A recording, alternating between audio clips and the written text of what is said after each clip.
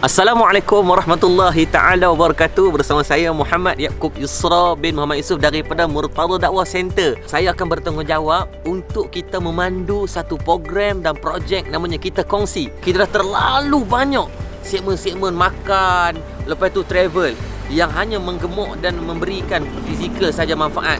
Jadi sekarang kita akan bawa satu segmen baru untuk kita mempamerkan makanan, ilmu dan rohani kepada khusus rakyat Malaysia sepenuhnya. Kita Kongsi adalah satu projek yang kita jalankan untuk kita pergi di madrasah dan tahfiz-tahfiz di Malaysia.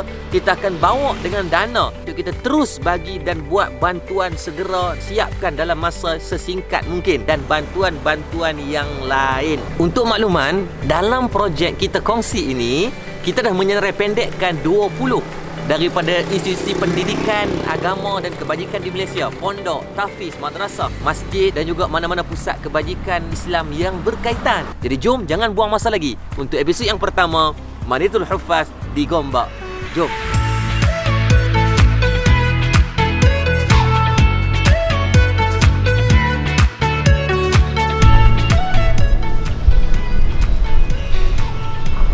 Assalamualaikum. Waalaikumsalam warahmatullahi wabarakatuh. Masya Allah. Masya Allah. Alhamdulillah. Apa khabar Ustaz? Alhamdulillah sahabat. Masya Allah. Asyik bertelefon je hari ni Pak jumpa. Alhamdulillah. Sihat? Allah sihat. Datang apa orang ni?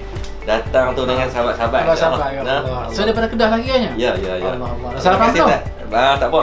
Tengok Ustaz dah kenyang. Allah kenyang. Subhanallah. Jazakallah. Jom. Kita sembang-sembang dalam. Boleh. InsyaAllah, jom.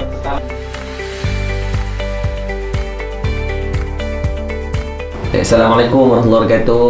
Terima kasih Ustaz Dr. Azhar dan juga Tazah Bizah Musa. Selalu dah tengok Tazah dalam TV kan. Tengok depan-depan orang baru nampak real. Baik, sedikit banyaklah nak mungkin ramai yang nak tahu tentang apa itu Ma'had Integrasi Madinatul Huffaz. Mungkin Ustaz Tazah boleh kongsikan sikit, insya-Allah. Jadi kalau di tempat kami lah, pondok yang diberi namanya ialah Ma'had Tahfiz Integrasi Madinatul Huffaz.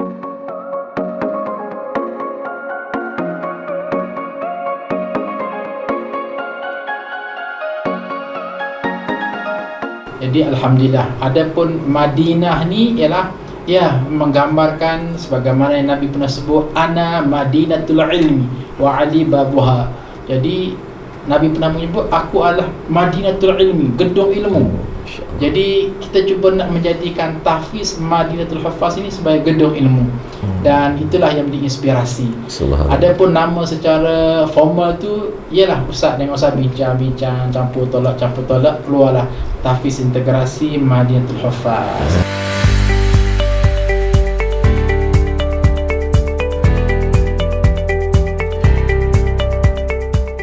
Sebenarnya memang kami nak melahirkan anak-anak generasi muttaqin. Seperti mana harapan seorang ibu dan ayah kepada anak-anaknya. Kami tak melihat hanya anak-anak kami menjadi jariah, tapi sebaliknya anak-anak institusi ini adalah jariah bukan saja untuk kami, tapi untuk Ustaz juga, Murtada Center, untuk ummah di luar sana, kerana konsep kebaikan dalam Islam itu terlalu luas. Tak payah kita, andai kata di luar sana ada orang yang tak ada anak merintih, saya tak ada anak, padahal ramai anak-anak Madinatul Huffaz, ramai anak-anak tahfiz di luar sana yang kalau kita sokong mereka akan jadi jariah.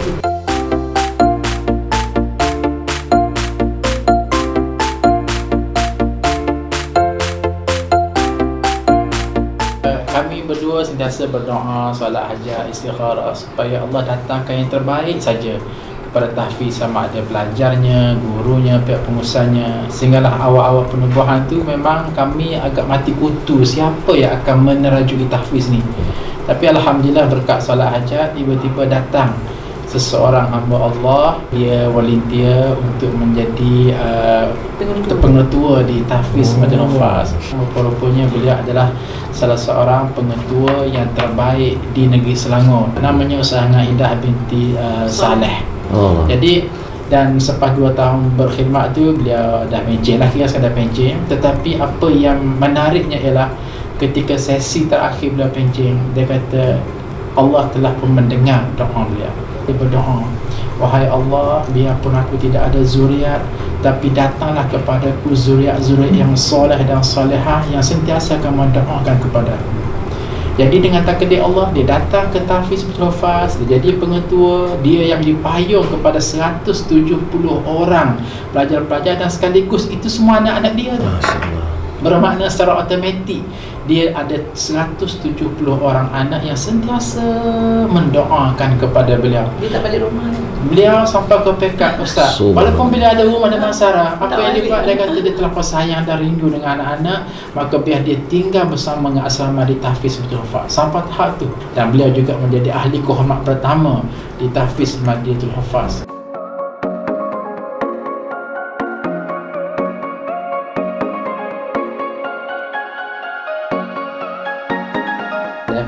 Bila bersara pun samalah, Ustaz dengan Ustazah dan Ustaz minta supaya anak-anak di Tahfiz supaya turunlah doakan supaya Allah Ta'ala datangkan pengetua yang terbaik juga, insya-Allah. Alhamdulillah, dengan izin Allah Ta'ala datang jugalah pengetua yang terbaik, lelaki namanya Al-Fadhil Ustaz Nizam. Dengan ilmu beliau yang banyak, dengan kepakaran beliau yang banyak, dan beliau sangat-sangat cakna dan prihatin sampai ke pekat beliau ambil keputusan pindah. Asalnya tinggal di Kabupaten Pandan, kemudian dia sekeluarga rela pindah untuk berada di asrama Tahfiz untuk buat pemantauan 24 jam kepada asatiza, kepada sekolah, kepada pelajar Tahfiz. Masya-Allah, pengorbanan itu sentiasa meningkat saja, menyebabkan kami tersandar terduduk malu rasanya. Jadi ini yang dikatakan bekerja dengan hati.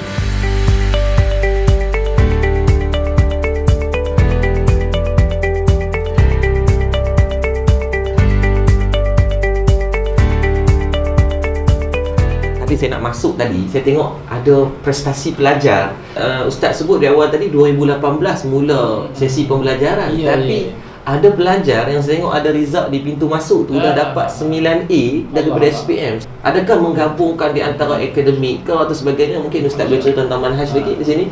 Kami di Tahfiz Betul Hafaz ada dua sistem. Satunya adalah kita ambil pengambil daripada tingkatan 1 akan bergerak sampai pada tingkatan 5. Kemudian dalam masa yang sama kami juga mengambil fast track SPM. Setengah tempat buat fast track SPM setahun. Okey. Jadi kita, dan tak nafi ada yang buat 2 tahun. Jadi kami ambil keputusan buat 2 tahun. Sebab apa? Kembali kepada matlamat penubuhan Tahfiz. Matlamat penubuhan Tahfiz tidak hanya nak bagi ilmu tapi nak mendidik. Jadi kami tak puas nak mendidik anak-anak ni. Kalau setahun tak puas rasa. Jadi kami rasa kami nak 2 tahun. 2 tahun supaya tarbiyah fikrah, tarbiyah jasadiah, tarbiyah minda tu berlaku dengan kitab turasnya, dengan kajian Qurannya. Ni Ustaz dengan Ustazah ni pun setiap hari, setiap masa menjadi guru lah juga sebagai part timer. Jadi komprehensif lah. Jadi dengan 2 tahun tu kita rasa berbaloi. Dan Alhamdulillah mak ayah pun senang hati dengan 2 tahun tu.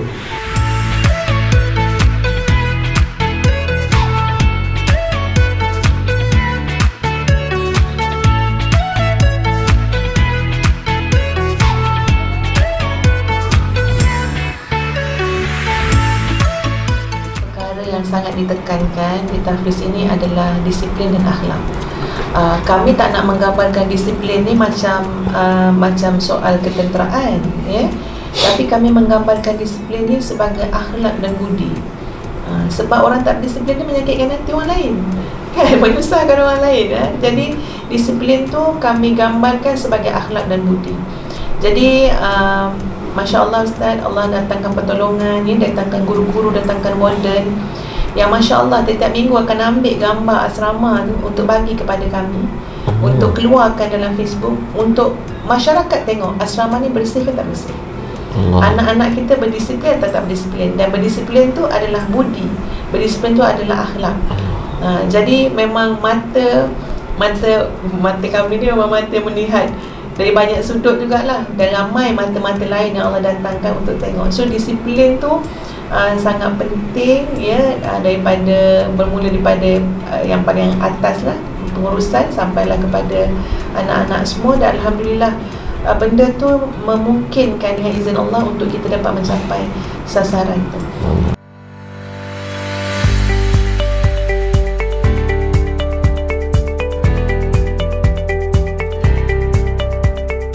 Sekolah ni pemakaian Sampai pemakaian tu pun, image tu pun kami groom.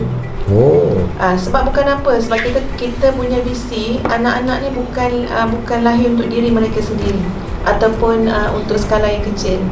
Tapi kalaulah anak-anak ni boleh menjadi pendakwah yang memberikan pengaruh yang baik kepada masyarakat, so image pun kami groom secara tak langsung.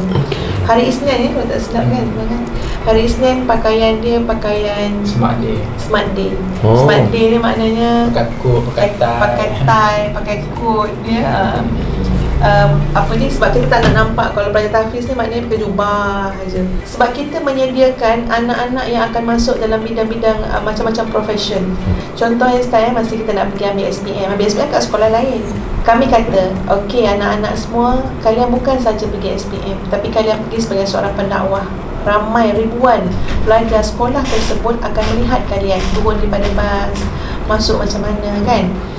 Jadi alhamdulillah anak-anak tu berjaya menampilkan image yang baik, akhlak yang baik.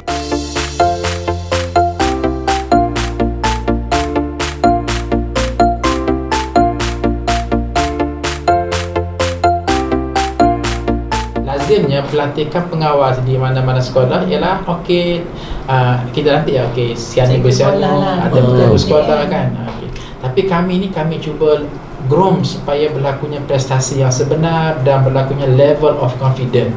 Maka kami ada satu istilah namanya MPP, Majlis Perwakilan Pelajar. Macam universiti ya. Nak sampai kepada MPP ni, apa yang berlaku pada pengawas je.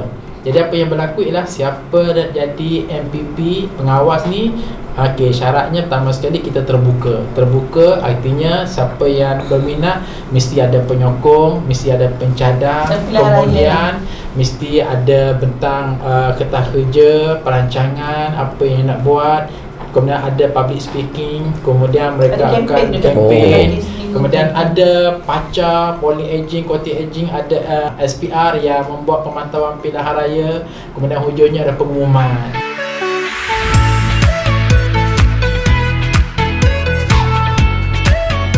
Ramai sebenarnya orang yang tak tahu tentang macam mana kisah nak membangunkan ma'had ini sudah pasti akan wujudnya hengki-pengki. Mungkin Ustaz Zara boleh ceritakan apa pengalaman, kalau kata pengalaman pahit yang mudah-mudahan pahit di dunia, manisnya di akhirat kelak atas sifat mujahadah insya-Allah.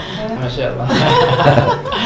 Jadi Ustaz dengan Ustazah ni lapangan hidup kami lah. Kami ni pensyarah kanan di Universiti Teknologi Malaysia. Masih berkhidmat? Masih berkhidmat. Subhanallah. Kami juga ada konsultan namanya Darani Management Academic Training Consultant yang mengurus training untuk soft skill program. Jadi kami juga pendakwah, boleh katakan setiap tengah hari dan setiap malam kami ada kuliah saja. Kemudian lepas isyak tu ada forum lagi. Dan kami juga terlibat dengan beberapa NGOs yang lain. Tapi kita orang tu kadang kami terfikir, apakah sepadan ni je hidup macam kata tak ada climax. Maka lepas tahun 2016 lah berfikir, nak tak nak, langkah pertama kita kena cari tapak. Cari tapak, nama cari tanah lah. Jadi apa yang berlaku, ni nak mula masuk fasa pahit-pahit ni. Apa yang berlaku ialah kami suami isteri all out, satu Malaysia, bawa semua barang-barang forum, sebab forum beritahu tuan puan, ambillah barang kat belakang tu, beli, kemudian duit tu kami nak beli tanah. Sampai mereka anak tanya, sebenarnya kita ni jual apa, semua ada belakang dalam kereta steering dan kereta asal ni. Jadi akhir sekali saya kata gini lah, bisnes kita ialah bisnes AYBJJ. Apa yang boleh jual AYBJJ. Boleh trademark nama AYBJJ. Apa yang boleh jual je. Tapi alhamdulillah masyarakat faham, akhir sekali dapat duit tu dan kita pun beli tanah. Bila siap tahfiz pun masih lagi ustaz dengan ustazah ni, kalau dengan bahasa kasar agak bergaduh tu standard lah. Masya-Allah, kami kerap bergaduh.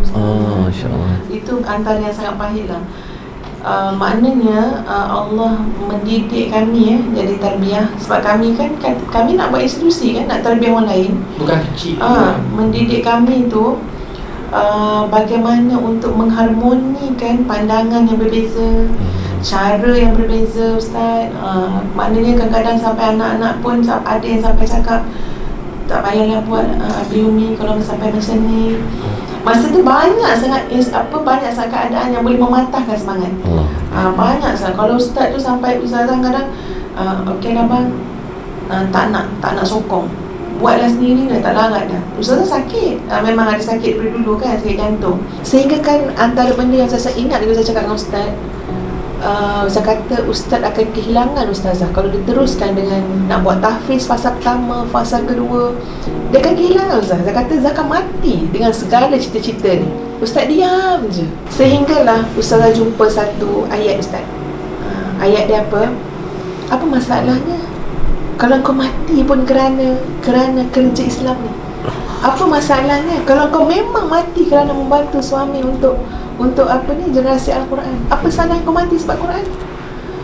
Dengan jawapan tu lah Ustaz, dah tak kisah dah buat kerja sebanyak mana, waktu bila.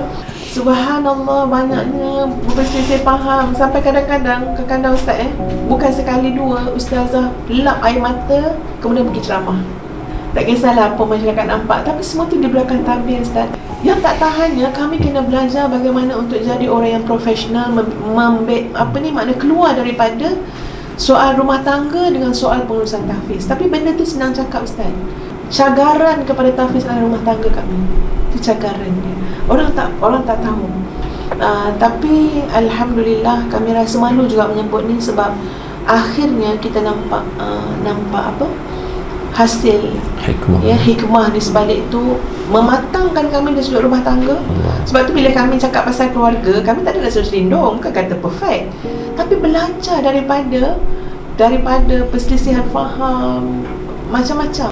Pesan anak, kalau Umi mati, tolong buat apa yang Umi buat selama Umi hidup. Apa dia anak kata, Umi kalau sampai je dekat tahfiz, Umi akan bacakan Qul huwallah, surat Ikhlas sebanyak-banyaknya. Umi jadikan tiang, Umi jadikan pasak, Umi jadikan bumbung pada tahfiz ni. Sebab Umi tak tahu nak bergantung dengan siapa, kemudaratan yang mungkin boleh datang bila-bila masa, segala macam fitnah dan ujian. Tapi itulah Umi berpegang dengan surah Al-Ikhlas. Betul lah Allah kata fa inna ma'al usri yusra. Bersama dengan kesulitan itu kesenangan, kemudahan. Allah hanya sebut al-usri, ma'rifah, satu je. Musibah daripada kamu yusra, nakirah, mana banyak kelapangan. Dan Ustaz terasa Ustaz menikmati kehidupan kami suami isteri dengan anak-anak kami. Seronok, enjoy je dengan apa yang berlaku ni. Sukalah dengar kan, rasa banggalah sebagai isteri dengar bila Ustaz kata macam ni. Ustaz kata banyak dah negara kita pergi, Ustaz cakap, tapi Malaysia juga yang best. Kat Malaysia pula rumah kita yang paling best. Kat rumah kita pula bilik kita yang paling best. Jadi Ustazah sebagai isteri kan dengar macam mana, ya Allah, alhamdulillah kalau suami kita dah mengatakan tempat yang paling bahagia untuk dia adalah dalam rumah dia sendiri. Jadi saya rasa itu satu penghargaan lah.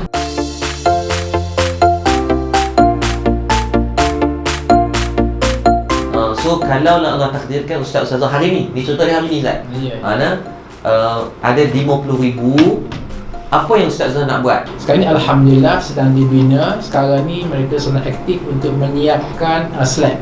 Slab pada tingkat yang keempat. Slab ni bangunan kekal.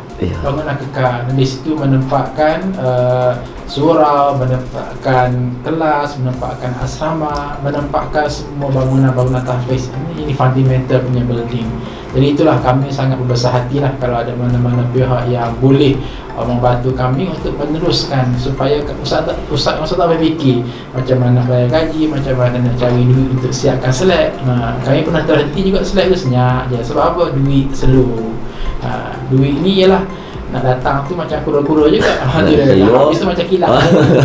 Masya-Allah. Tapi yakin Allah akan bantu insya-Allah. Cuma kami pada objektif kita kongsi, walaupun kami tidak ada sponsor pada mana-mana orang jutawan mana bagi duit ke tak ada, hanya daripada personal saya dan daripada yuran adalah beberapa kelas yang kami buat sebagainya bersama dengan AAA, bersama dengan ECG. Tapi kita tak ada sponsor yang bagi duit tu buat, tapi dia adalah keuntungan sendiri daripada perniagaan saya. So insya-Allah ini apa yang kita ada, insya-Allah dengan nilai 50,000. So select tu bagi itu saya tamak sekejap. Kita tamak sekejap untuk biar pada bahagian saya. Dan mudah-mudahan nanti saya 10 tahun lagi selalu dengan anak-anak, lalu di mana tu hafaz, kita tengok alhamdulillah, bukan nak ceritakan anak-anak, waktu saya tengok tu kita tahu select tingkat ketiga tu mudah-mudahan pada bahagian saya lah. InsyaAllah mudah-mudahan. Ni ada sebahagiannya lagi. Allah.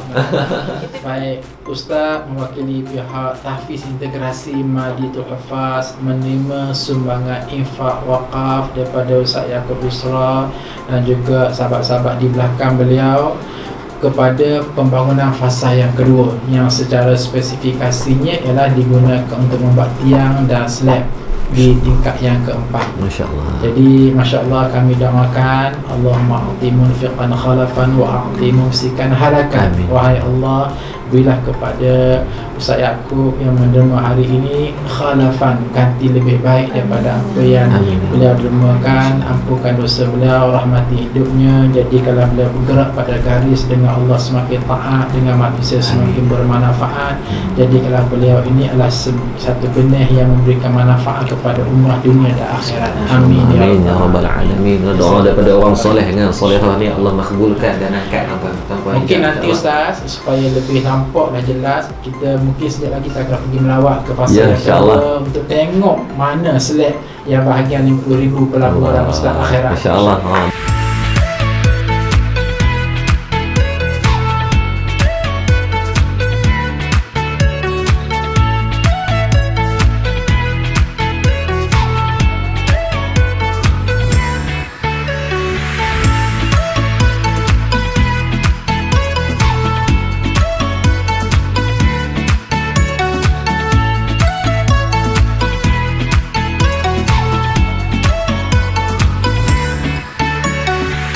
Ustazah cerita ada satu pengikat kasih sayang yang membuatkan Ustaz keep fall in love dengan Ustaz ni. Kali apa puluh 80,000 orang kali kan jatuh cinta ke Ustaz ni. So pengikat kasih sayang tu rahsia yang semua orang tak tahu, saya pun tak tahu. Katanya Ustaz ada satu menu yang makan dia sedap tahap meninggal, Ustaz, guling-guling sedap tu. Sebenarnya menu tu Ustaz sangat-sangat beritahu pada Ustazah, tolong jangan sharing kepada orang lain. Ini sangat-sangat rahsia. Rupa-rupanya pecah rahsia hari ni ya. Tapi tak apa, kebaikan kita boleh kongsi. Jadi untuk maklumat saya sebenarnya Alhamdulillah Ustaz ni bukanlah banyak kemahiran masak, tapi ada satu yang special yang Ustaz belajar daripada arwah ibu betul-betul A sampai Z, namanya nasi goreng budu. Allah. Ya, hari ni kita dedahkan menu tu, jadi kita tak nak terasa saja. Saya nak insya-Allah Ustaz, insya-Allah boleh kita kongsi kepada orang ramai menu ni biar jadi menu rakyat Malaysia. Terima kasih. Jom. Okey, jom kita pergi sana. Okay, baik.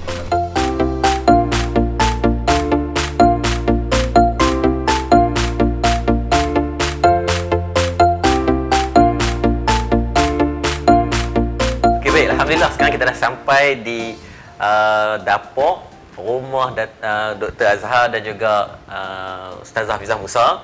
Seharian hari ni kita duduk di site, di sekolah dan sebagainya. Jadi semua perut dah lapar, termasuk kru-kru tengok bergegak kamera. Buat bergegak sikit kamera. Gegak perut sampai kamera pun dah tak berapa nak stable. So kita akan rasa menu yang membuatkan Ustazah Nur Hafizah Musa jatuh hati kali 80,000 kali.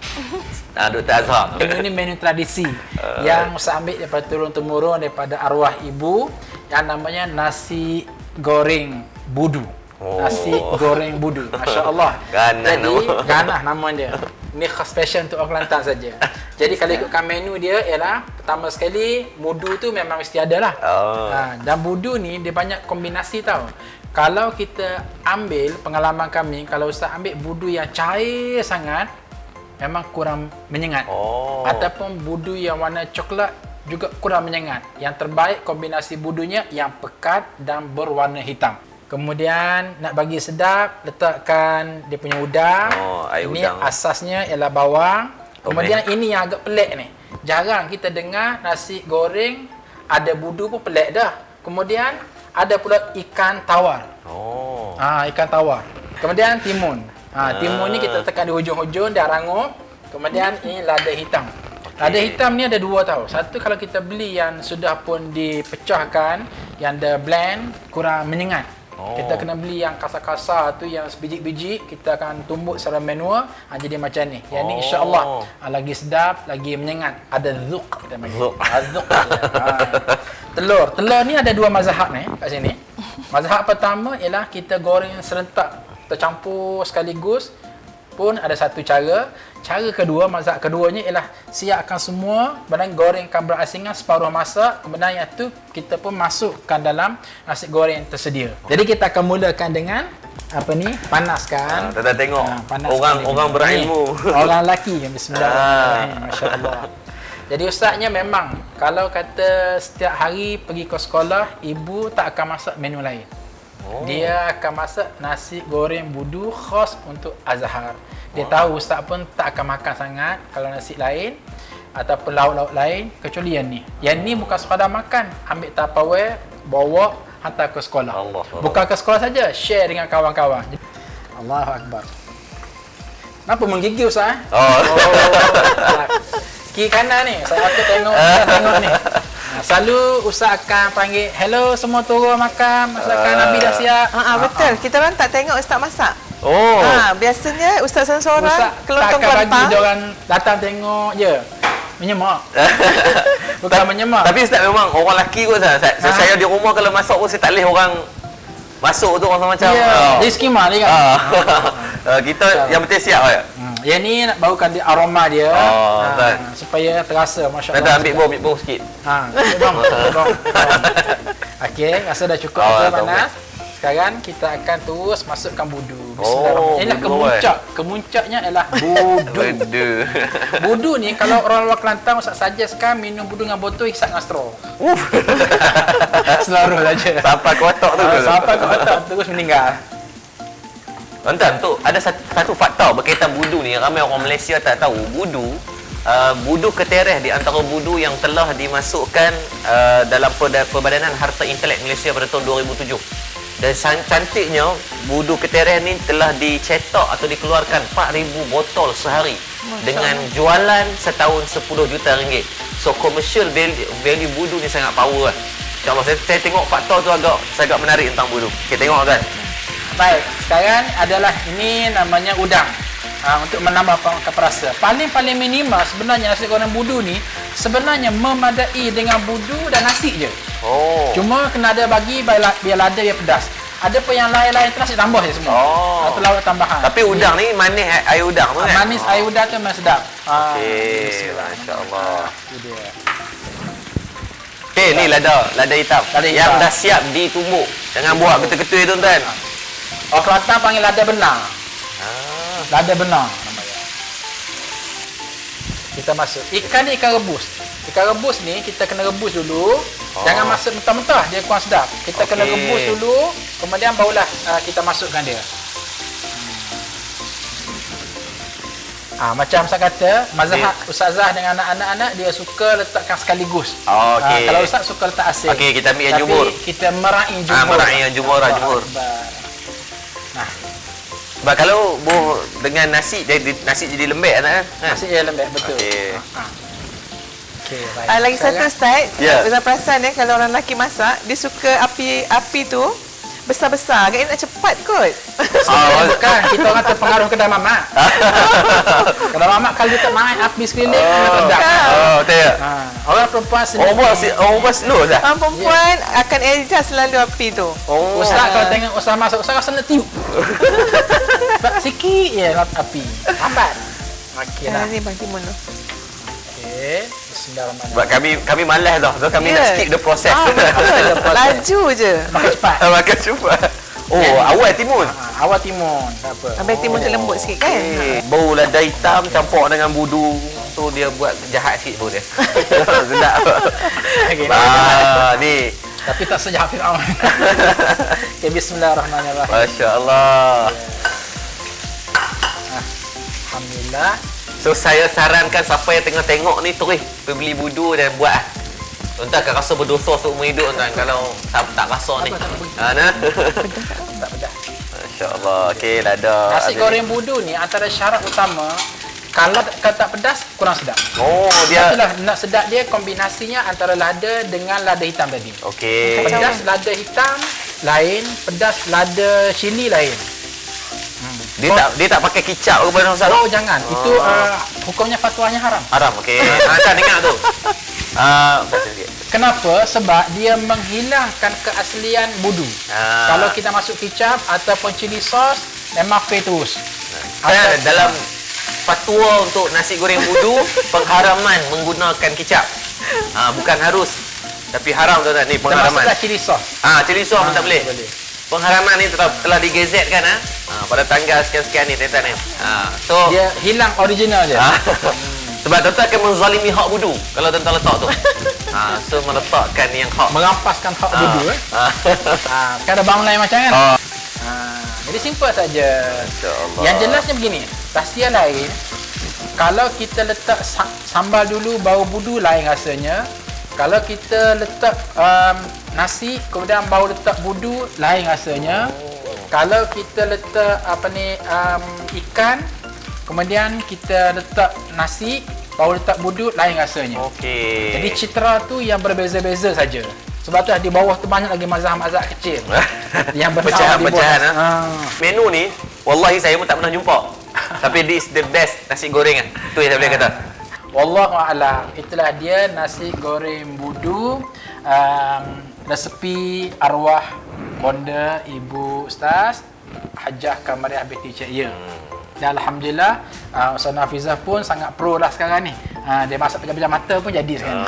Okey, jadi Ustaz pun sekarang dah kadang okey balik rumah nasi goreng budu satu, teh tarik satu sampai dulu. So mudah-mudahan pahala daripada resepi ni sampai kepada almarhumah bonda Ustaz, insya-Allah. Tu kata ilmu bermanfaat ni termasuk nasi goreng budu yang ditinggalkan.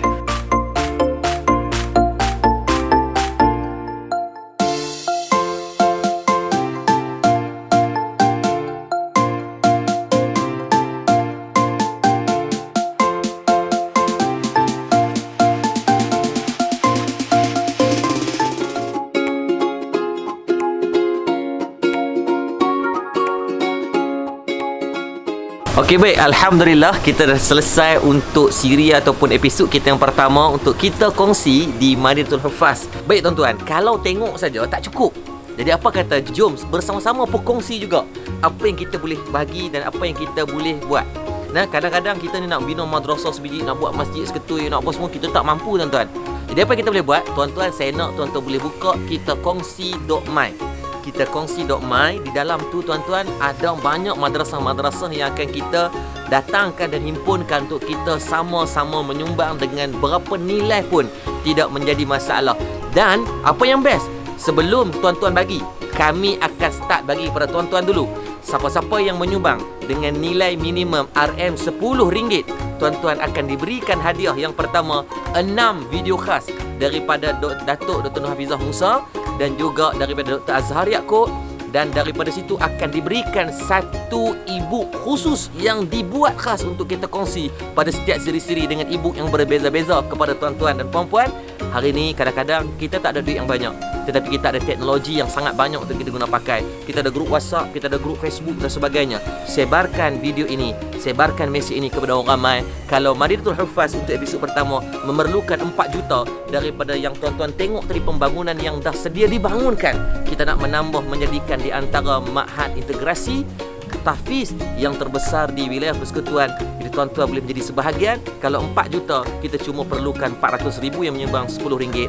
Kalau 4 juta, kita cuma perlukan 40,000 yang memberikan RM100. Kalaulah 4 juta ini, kita cuma perlukan 4,000 orang yang memberikan RM1,000. Tak cukup hanya dengan yang tadi kita bagi, e-book, video dan sebagainya. Pihak kita kongsi dan Madat berbesar hati untuk menambah lagi daripada giveaway ataupun hadiah kepada 15 orang yang bertuah. Kita akan bagi baju ataupun t-shirt khas kita kongsi dan juga face mask kita kongsi yang power tuan-tuan. Apa yang tuan-tuan kena buat adalah tuan-tuan bantu saya sebarkan video kita kongsi ni seramai mungkin dengan platform dan kreativiti yang tuan ada, sama ada buat video, sama ada buat copywriting, sama ada buat apa-apa jenis konten yang bagi manfaat untuk sampai kepada orang ramai. Ingat konsep kita kongsi, kita berkongsi duit, kita kongsi media sosial, berkongsi kemampuan, berkongsi ilmu kepada orang ramai, bahawa rasanya syurga adalah hak kita bersama. Maka hashtagnya adalah kita kongsi dan juga hashtag Madat. Maka kami akan pilih 15 daripada setiap episod pemenang-pemenang yang bertuah. Mudah-mudahan Allah memberikan kebaikan.